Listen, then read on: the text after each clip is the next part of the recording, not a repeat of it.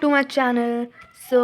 आज हम पढ़ने वाले हैं बायोलॉजिकल क्लासिफिकेशन, पर हम ये वाला पेज नहीं पढ़ने वाले हैं, नहीं हम यहाँ तक पढ़ने वाले हैं। हम डायरेक्ट पढ़ने वाले हैं किंगडम मोनेरा, जिसमें कि जिसके सोल मेंबर्स कौन है? बैक्टीरिया है।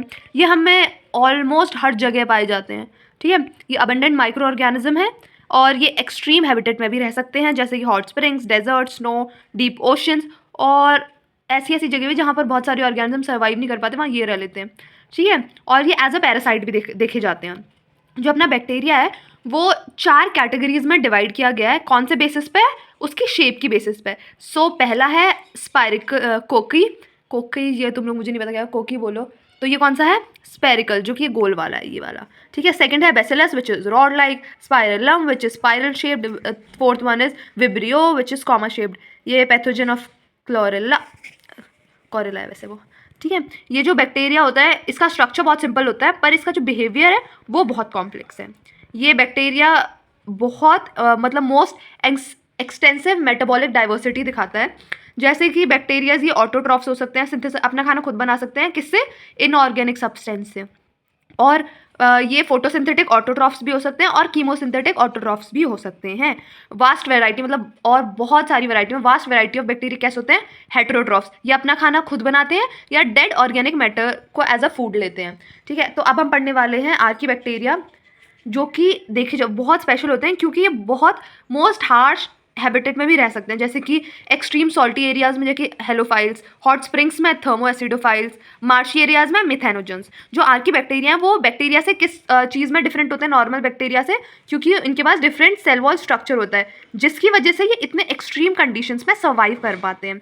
जो मिथेनोजेंस होते हैं ना, are present in the gut किसके? रूमिनेंट एनिमल्स के। कौन से ruminant animals? Cows and buffaloes, जो कि रिस्पॉन्सिबल होते हैं मीथेन मतलब बायोगैस प्रोडक्शन के। जो उनका डंग होता है मतलब गोबर जो होता है उस एनिमल्स का, उससे मिलती है ये, ठीक है। और जो ये है ना थर्मोफिलिक सल्फर बैक्टीरिया, ये are known to grow and multiply at temperature, देखो भाई 100 डिग्री से 1.05 डिग्री सेल्सियस, ये 105 होगा वैसे, 105 है ये, ठीक है। पढ़ने वाले यू बैक्टीरिया को हम ट्रू बैक्टीरिया बोलते हैं। इनका कैरेक्टरिस्टिक क्या किससे पहचाने जाते हैं? रिजिड सेल वॉल से। अगर ये मोटाइल होते हैं तो इनके पास फ्लैजुलम होता है। ये वाला क्वेश्चन आ जाता है कि यू बैक्टीरिया के पास फ्लैजुला होगा कि नहीं होगा। मोटाइल होगा तो होगा, वरना नहीं है। जो मोटाइल नहीं है उनके पास नहीं है, ठीक है। जो साइनो बैक्टीरिया उनको किससे रेफर करते हैं? ब्लू ग्रीन एल्गे से। इनके पास क्लोरोफिल ए होता है जो कि सिमिलर है ग्रीन प्लांट से। इसी वजह से कैसे हो जाते हैं? फोटोसिंथेटिक ऑटोट्रॉफ्स हो जाते हैं। साइनो बैक्टीरिया यूनिसेलुलर होते हैं, कॉलोनियल होते हैं, फिलामेंटस हो सकते हैं, या फ्रेश वाटर भी हो सकते हैं, मरीन भी हो सकते हैं, और टेरेस्ट्रियल एल्गी भी हो सकती है।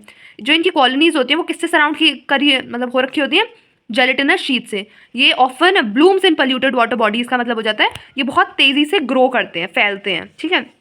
और सम ऑफ दीज ऑर्गेनिज्म क्या फिक्स कर लेते हैं? एटमॉस्फेरिक नाइट्रोजन फिक्स कर लेते हैं। Specialise cells call heterocyst. कौन फिक्स करता है एटमॉस्फेरिक नाइट्रोजन को? हेटेरोसिस्ट। एग्जाम्पल क्या है इसका? नॉनस्टॉक एंड एनाबिना, ठीक है। समझ गए यहाँ तक? समझ गए तो कमेंट करके बताओ, ठीक है। उसके बाद आ जाता है कीमोसिंथेटिक ऑटोट्रॉफिक बैक्टीरिया। ये oxidise various inorganic substance such as nitrate, nitrites and ammonia. ये क्या करते हैं? ये ऑक्सीडाइज करते हैं वेरियस इनऑर्गेनिक सब्सटेंस को। तो ये वाले सब्सटेंस को हमें याद रखना है, नाइट्राइट्स, नाइट्रेट एंड अमोनिया।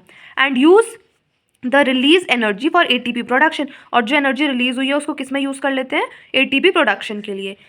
ये बहुत अच्छा रोल निभाते हैं किसमें? रिसाइकिल करने में न्यूट्रिएंट्स को, जैसे कि नाइट्रोजन, फॉस्फोरस, आयरन और सल्फर को रिसाइकलिंग करते हैं, मतलब रिसाइकिल करते हैं, न्यूट्रिएंट्स को वापस ले आते हैं, ऐसा कुछ है ये शायद, मुझे तो यही लगता है।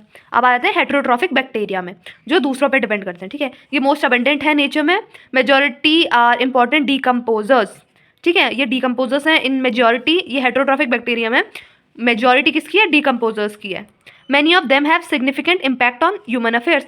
इनमें से बहुत सारों का ह्यूमन जो अपना ह्यूमन अफेयर्स मतलब ह्यूमन्स के काम धाम में बहुत इंपॉर्टेंस है, सिग्निफिकेंट है।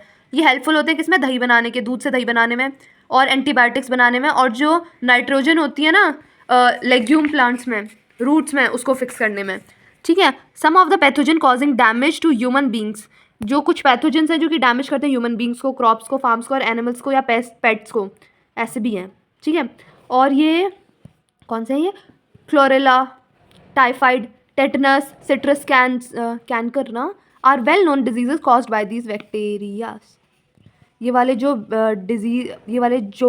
डिजीज़ है ये बैक्टीरिया से होते हैं। तो इसको तो मैंने ऐसे याद कर रखा है, जो भी सी और टी से नाम आता है वो सारे कॉज कर रहा है। ये देखो तुम ध्यान से, तो CTTC है ना, तो ऐसे तुम याद रख सकते हो उसको, ठीक है। फिर बैक्टीरिया कैसे रिप्रोड्यूस करते हैं, मेनली फिजन से। और सम बैक्टीरिया अनफेवरेबल कंडीशंस में क्या प्रोड्यूस करते हैं, स्पोर्स। तो अगर फेवरेबल कंडीशन है तो क्या करेंगे, वो फिजन करेंगे, और अनफेवरेबल कंडीशन में वो स्पोर्स बना देंगे। ये रिप्रोड्यूस करते हैं, एसेक्सुअल रिप्रोडक्शन भी करते हैं ये, पर ये बहुत पुराना मेथड अपनाते हैं सेक्सुअल रिप्रोडक्शन के लिए, जो कि है DNA transfer from one bacterium to another. एक बैक्टीरिया से दूसरे बैक्टीरिया में DNA ट्रांसफर कर देते हैं, उसी को सेक्सुअल रिप्रोडक्शन मान लेते हैं ये लोग, ठीक है। अब आ जाते हैं माइकोप्लाज्म पे, जो कि एक और मतलब ये जो बैक्टीरिया है ये कम्प्लीटली लैक करता है सेल वॉल, मतलब इसमें है ही नहीं सेल वॉल, ठीक है। ये सबसे छोटा लिविंग सेल है जो आज तक पाया गया है। ये सर्वाइव कर सकता है बिना ऑक्सीजन के, कैन सर्वाइव, मतलब ऑक्सीजन होगी तो इसे दिक्कत नहीं होगी, पर ये ऑक्सीजन के बिना भी सर्वाइव कर सकता है। इसी बात को हम फैसिलिटेटिव एनाएरोबिक भी कह देते हैं, ठीक है। और जो मैनी माइक्रोप्लाज्मा है ना, वो पैथोजेनिक होते हैं एनिमल्स और प्लांट, मतलब ये पैथोजेनिक है प्लांट्स और एनिमल में, ओके। सो ये भी देख लो भाई, जो भी मैंने लिखा हुआ है ना वो तुम इंपॉर्टेंट ही समझो, या कहीं से क्वेश्चन होगा जो मेरा गलत हुआ होगा तो मैंने लिख दिया है। Branch chain lipid occurs in cell membrane of methanobacteria, देख लो है ना इंपॉर्टेंट। और इसमें DNA और RNA दोनों प्रेजेंट होता है, ये भी इंपॉर्टेंट है। ये स्ट्रक्चर देख लो, ये भी इंपॉर्टेंट है। और ये भी लेबलिंग देख लो, ये भी इंपॉर्टेंट है। और ये तो इंपॉर्टेंट है ही, ठीक है। अब I will meet you in the next one. तो तब तक के लिए लाइक कर दो, शेयर कर दो, सब्सक्राइब कर दो और कमेंट भी कर दो। और मैं कल वाली नेक्स्ट वीडियो में पढ़ाऊंगी किंगडम प्रोटेस्टा, मतलब रिकॉर्ड तो मैं अभी कर लूँगी। अगर तुम लोग बोलोगे तो मैं आज ही अपलोड कर दूँगी, अगर तुम नहीं बोलोगे तो मैं कल ही अपलोड कर दूँगी। So thanks for watching guys, like share and subscribe, और कमेंट डाउन बिलो तुम्हें कुछ समझ आया कि नहीं आया। मतलब मुझे तो आ गया क्योंकि मैंने पढ़ रखा है ये अभी। Okay, bye bye.